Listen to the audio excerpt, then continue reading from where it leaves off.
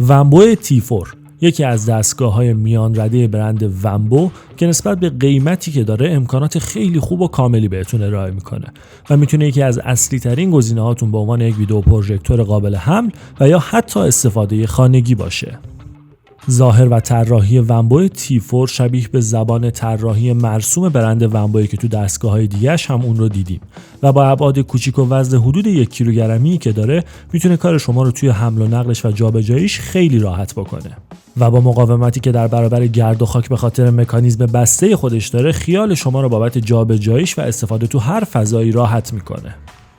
تکنولوژی ساختن منبع نوری ونبو T4 LEDه که باعث میشه هم دقت رنگی خیلی بالایی داشته باشه و هم عمر مفید 20,000 ساعتی به شما ارائه بده که باعث میشه بتونین تا چند سال با خیال راحت ازش استفاده کنین.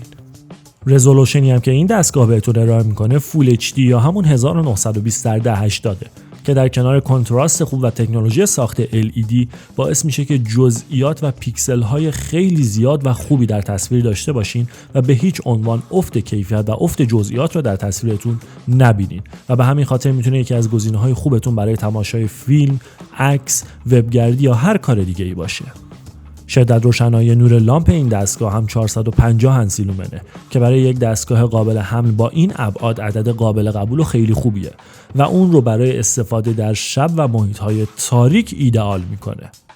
ونبو T4 از لحاظ امکانات سخت افزاری و نرم افزاری دستگاه کاملی به حساب میاد و هر چیزی که باعث راحت شدن استفاده شما از یک ویدیو پروژکتور میشه در خودش داره.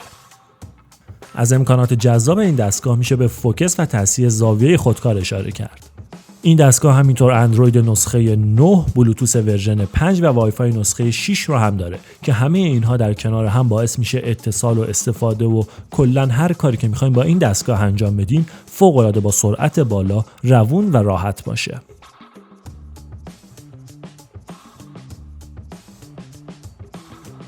حالا بریم با هم دیگه تست تصویر این دستگاه در شرایط نوری مختلف رو ببینیم تا بهتر بتونین تصمیم بگیرین که آیا این دستگاه مناسب استفاده شما هست یا نه.